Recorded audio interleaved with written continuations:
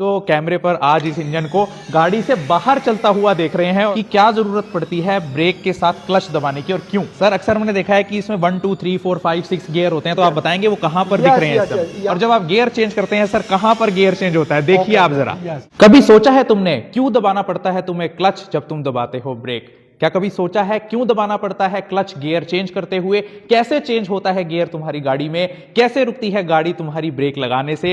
जानेंगे आज, क्योंकि मैं आया हुआ हूं society for Ashok Leyland drivers training institute Garhi Padla Kaithal में, और मेरे साथ हैं राजवीर। और आप इस समय जो असेंबली देख रहे हैं इससे अभी आप अपने कैमरा स्क्रीन पर, जिसमें इंजन है, क्लच असेंबली है, गियर बॉक्स है, प्रोपेलर शाफ्ट है और पहिया हू बहू ये पूरा वो मॉडल जिससे आपकी गाड़ी चलती है या रुकती है। राजवीर जी, क्या ये चलती भी है क्या? तो चलाइए ना प्लीज सर। तो देखिए आप इसको कैमरे पर आज इस इंजन को गाड़ी से बाहर चलता हुआ देख रहे हैं, और राजवीर जी से जानेंगे कि क्या पूरी साइंस है आपके ब्रेक के दौरान क्लच दबाने की। राजवीर जी, मेरा पहला सवाल आपसे ये है कि क्या जरूरत पड़ती है ब्रेक के साथ क्लच दबाने की और क्यों, जी बताएं। तो अभी देख सकते हैं इंजन से पावर हासिल हुआ, क्लच असेंबली से पावर ट्रांसफर होता है गियर बॉक्स में ड्राइवर जरूरत के हिसाब से गियर सेलेक्ट करके देन गाड़ी को मार्च करता है, और गियर बॉक्स से ड्राइव प्रोपेलर शाफ्ट से डिफरेंशियल से हाफ शाफ्ट से ड्रम, देख रहे हो आप घूम रहा है, ड्रम से रिम से टायर, और गाड़ी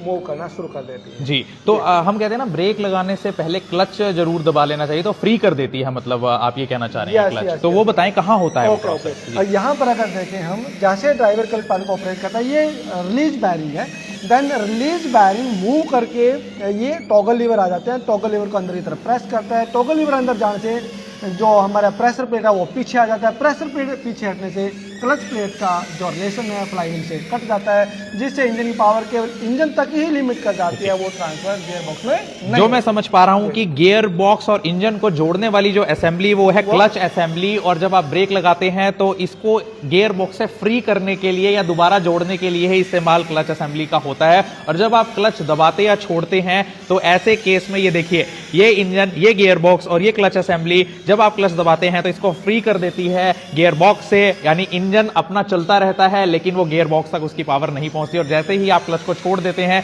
दोबारा से क्लच प्लेट जाकर जुड़ जाती है गियर बॉक्स से। और जब आप गियर चेंज करते हैं सर, कहां पर गियर चेंज होता है, देखिए आप जरा।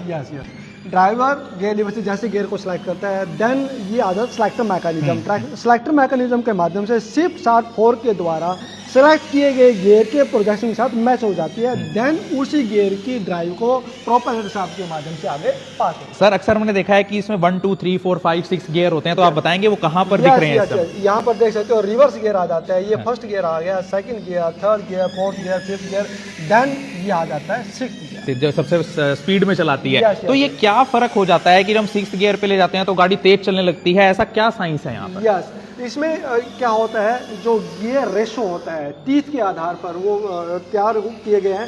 जैसे ही सबसे स्मॉल गियर सबसे बड़ी गियर को रोटेट करेगा, देन यहाँ पर पावर है जो रिडक्ट होगा, यानी ड्राइव जो कम होगा। यहाँ पर देख सकते हो, अगर ये छोटा गियर 10 राउंड करता है अपने एक्सेस के ऊपर, तो ये मुश्किल से 1 राउंड पूरा कर पाता है। तो यानी ड्राइव को यहाँ पर है जो वो कम किया गया है, यानी जितने कट्स लगे हुए हैं उसके ऊपर वो स्पीड निर्धारित करते हैं गियर। तो शायद आपने पहली बार जाना होगा कि गियर्स में क्या डिफरेंस होता है। अक्सर हम सोचते हैं कि गियर क्या और फास्ट कर देती है गाड़ी को, कैसे कर देती है। तो सर आप ये बताएं अब कि क्यों जरूरी है कि गियर बॉक्स का अलग हो जाना इंजन से? यस, अगर हम वन टाइम इंजन को क्रैंक करते हैं तो बैटरी की पावर बहुत लॉस होती है, बार बार इंजन को क्रैंक ना करना पड़े।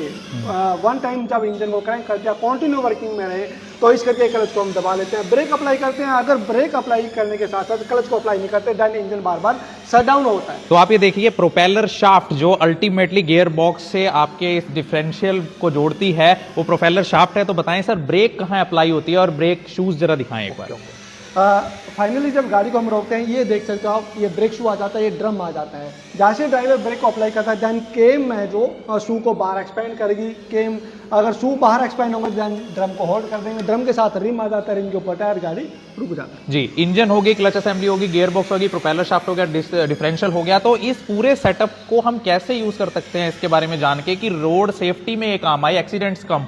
यस, बहुत सी चीज़ें हैं जो डिपेंड करते हैं कि ड्राइवर को अगर इसके मेजर कंट्रोल ऑपरेट नहीं करने आते हैं, वो सिर्फ होते हैं। मैं कह सकता हूँ शॉर्ट एग्रीगेशन के अंदर ABCSDR, A for accelerator, B for brake pedal, C for clutch pedal, G for gear lever, S for steering wheel, H for hand brake. अगर प्रॉपर यूज करना नहीं आता, कभी भी गाड़ी अनकंट्रोल होकर के बहुत बड़ा एक्सीडेंट कर सकते हैं। जी, तो कभी भी अगर आप गाड़ी सीख रहे हैं, चाहे वो LMV है लाइट मोटर व्हीकल या HMV है हैवी मोटर व्हीकल, तो आपको गाड़ी की हर एक प्रोसेस के बारे में जानना इसलिए जरूरी है क्योंकि अगर आपको उसके पीछे की साइंस पता होगी, प्रोसेस पता होगी, तो आप रोड सेफ्टी मेजर्स को और अच्छे से इंप्लीमेंट कर सकेंगे अपनी ड्राइविंग स्किल्स में। तो बहुत अच्छे से राजवीर जी आपने समझाया, बहुत बहुत शुक्रिया। तो मुझे लगता है कि अक्सर आपने लेक्चर्स में तो सुना होगा कि कैसे गियर काम करता है, कैसे क्लच काम करता है, कैसे ब्रेक काम करती है, लेकिन लाइव मॉडल से ये बात आप तक पहुंचा देनी, वो भी वर्किंग कंडीशन में। तो आप